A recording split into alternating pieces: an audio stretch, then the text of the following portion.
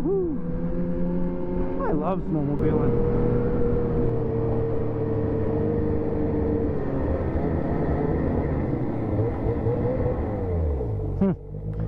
This makes me wonder where they got to. Oh, there they are.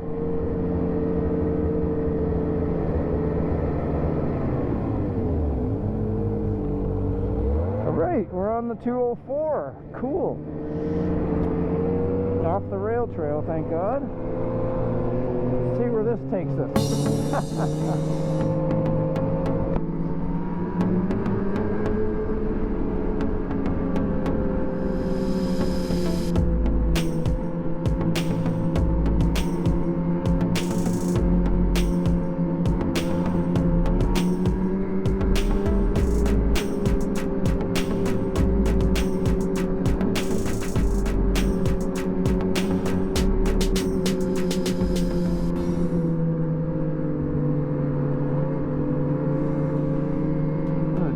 Going down this road.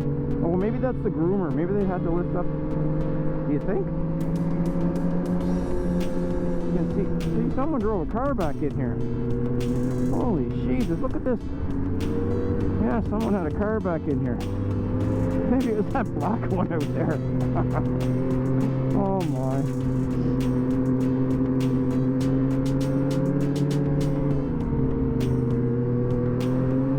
I don't know where they're going. Like, you know, maybe because the GPS sends them down here. I don't know. I see it all the time now. Oh, the trails feel a little better now. I wonder if it's because it warmed up a bit and that ice is kind of, I don't know, not as much ice up here maybe. Because we're further north now, so. Nice. I did adjust my carbide. Maybe that's helping.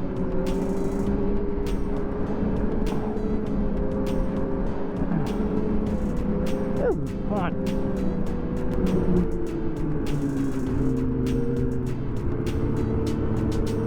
I don't know, my gas gauge. Oh, it went down 1 bar. And I've gone 76 kilometers. And it wasn't even full when I started.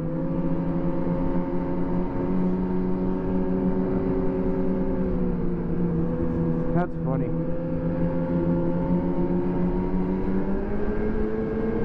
That working gas gauge is kind of important when you go on long trips. But I mean, as long as you have an idea of what your thing gets, you know, on average, how many kilometers you can go on a tank. So basically all you need to know, really.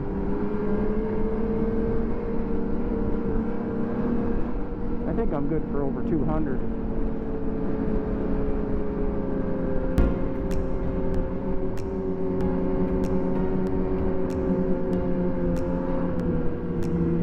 Nice in here. Hooking up good. Some good.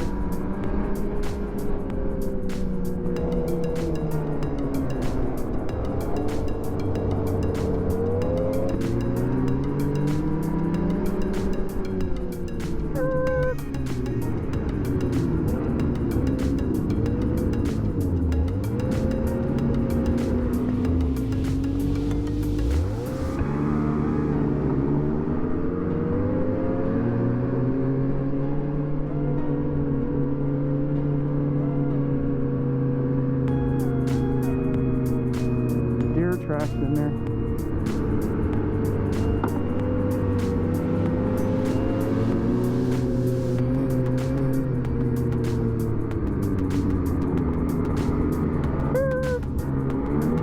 Getting lazy.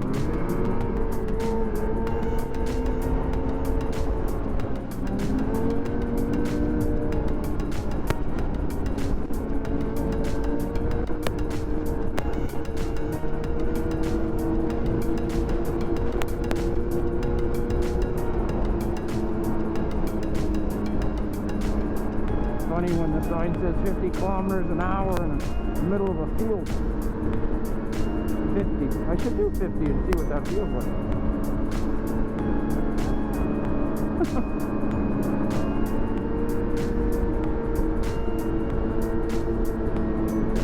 Oh yeah, I remember this trail. when I was a kid. We're getting close up to where my dad used to live. I remember that, well, not that tower, but these hydro lines and a tower.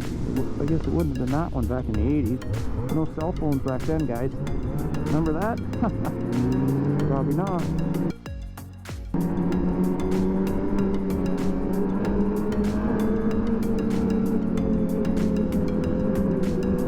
Yeah, these aren't bad trails up here. A little bit of roads, but not much.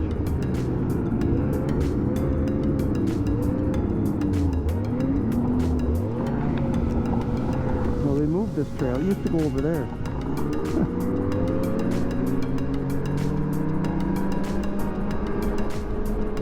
I was up here with the 91 Skidoo MX.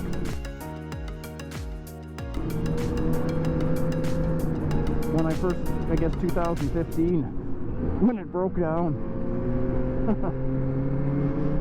Yeah, good old snowmobiles. Back to the shop for more repairs. Well, I figured it out. I put new coils on it. Brought it back out again, and it did the same thing, broke down again. It would just drive, and then all of a sudden it would just like kind of just die. It was really weird, and I was trying to, you know, figure it out. Every time I take it out, break down, tow it back to the truck and pump it onto the trailer, and then finally I figured out what I thought was the problem. Woohoo! Yeah, that it was the stop sign there. I found out that it was what happened was the engine overheated and it scored the pistons. Took it into the shop, bored out the, you know, to a machine shop in Mississauga, bored out the pistons, put new pistons and rings in, did all that, got a new gasket set, got all that redone, and sorry, I'm distracted there. Got all that done, and while I was doing that, you know, of course you have to flush the fluid out and stuff. I reached into disconnected the rad hose that goes to the top of the cylinder, and there was a rag in there. You know, like a small rolled up shop towel, like one of those disposable ones, the blue ones that you can buy. Look kind of like a paper towel, but it's a shop towel. That was stuffed inside the rad hose. I'm like, oh my god, like this is when I took it apart, and I was actually putting it back together when I noticed it. So what happened was that someone rebuilt the engine before me, and they left the shop rag in the friggin' thing inside the rad hose. So what happened was every time I'd go out for a ride, when the engine started warming up, it would just slowly heat up and basically seize itself. So it was like because I guess I wasn't driving it hard enough to make it, you know, overheat too quickly. But so it was really hard to diagnose. But I mean, obviously once I lost compression in the one cylinder, I knew what it was. But I wouldn't have known if I didn't disconnect that rad hose that there was a rag stuffed in there. So the fluid was, I guess it was moving a little bit, but just not enough once it got heated up. So I rebuilt it and put it all back together, got it on the trail. It ran great. It was a great sled. It rode like they call it an MX. I mean, I don't know where they come up with that idea. There's no suspension whatsoever in it, like MX compared to any other. Like you would think the MX would mean like a cross-country type thing, but it was, I mean, I know they tried to use it for that in the 500, that I-500 and stuff that they do, and they lost so bad because the suspension was just terrible. But it rode like it was on rails. It was like on the smooth trails, stuff like this, it was great to ride. And I sold it.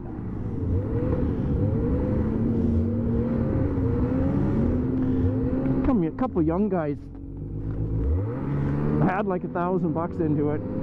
I basically traded some tools for it, and some tools that I never used.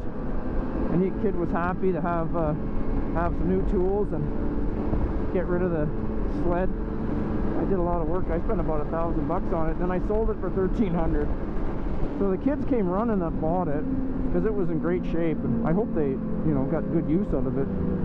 because there's not much more I could have done to it. Like, I mean, it wasn't like a full restoration, but it was. You can see it on my page what I did to it. I did a few videos. I mean, I didn't rebuild it like I was going to show it or anything. It was just for riding. And I sold that, the 91 Formula MX, and I bought. What did I buy after that?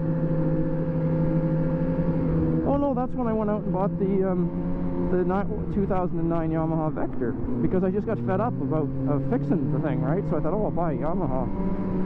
Yeah, it was a good, reliable and everything, but it was as heavy as a tank. Great sled, like the reliability and everything is, and it was fun to ride. Just the weight of it was just exhausting.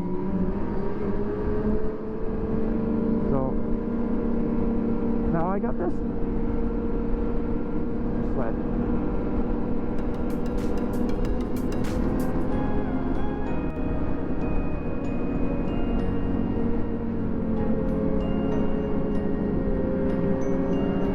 This is fun. I don't know where we're, like, going up to Gravenhurst somewhere, but I don't know if I've ever been on these trails up in Gravenhurst. Holy jeez. I want to pick a fight with that truck. Oh, Jason's gonna pick a fight. Oh, he's turning.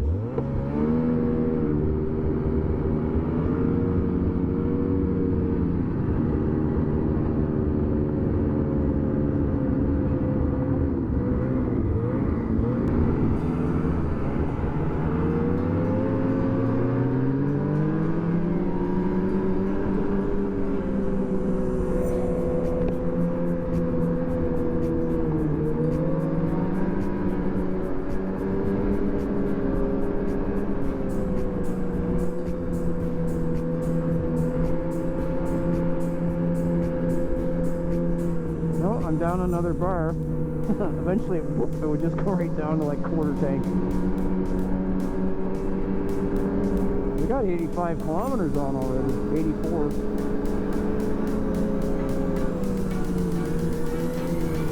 Woohoo! Yeah.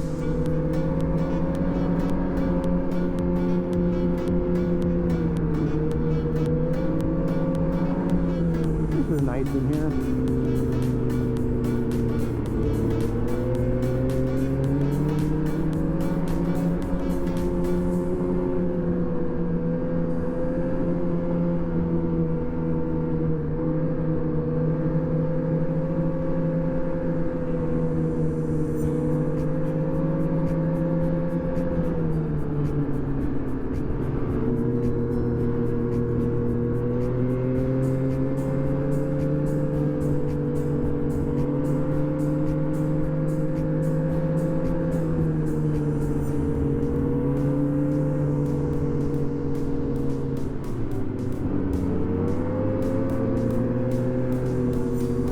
Wildlife in here. I always say that, but I'm like, never do see anything. I see some turkeys, wild turkeys. Be good deer hunting in here. Look how thick the bush is. Whoop, watch the tree. Oh yeah, it's good in here. Feel it.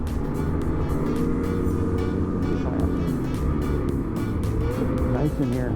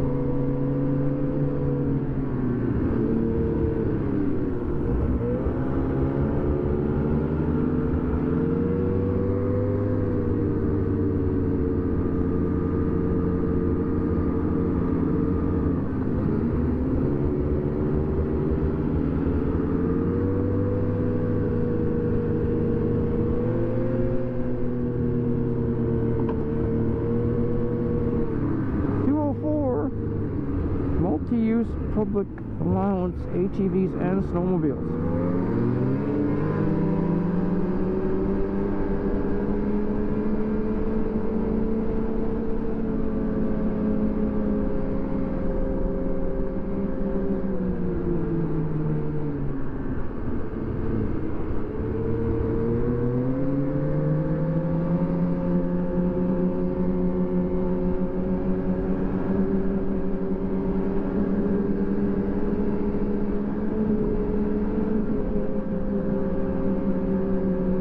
Lots of snow in this bush.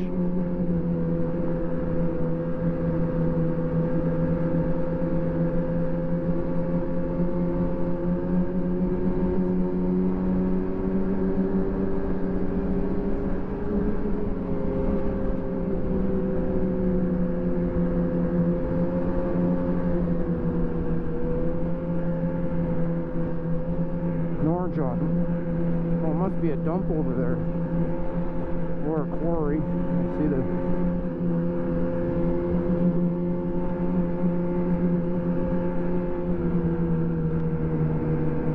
don't know what they're doing. I think that's the dump. Transfer station.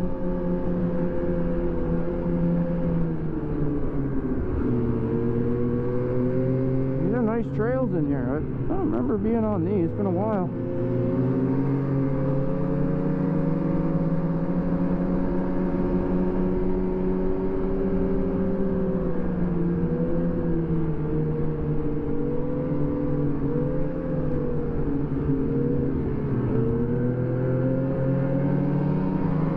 Butt's getting a sore.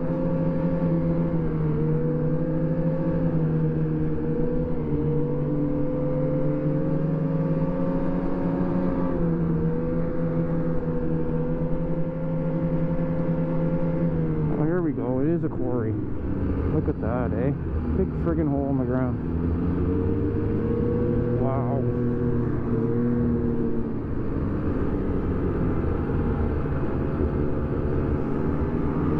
That's where all your gravel comes from to build your high-rises in Toronto, in the city.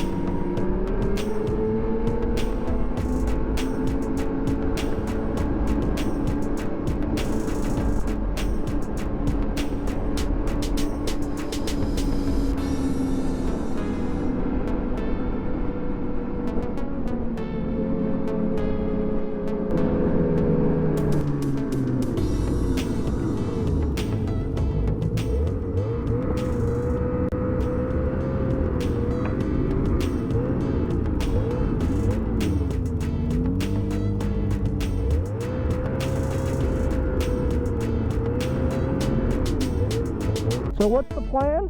I don't know how much gas I have because my gauge isn't working. Yeah, it's kind of neat, little swing bridge.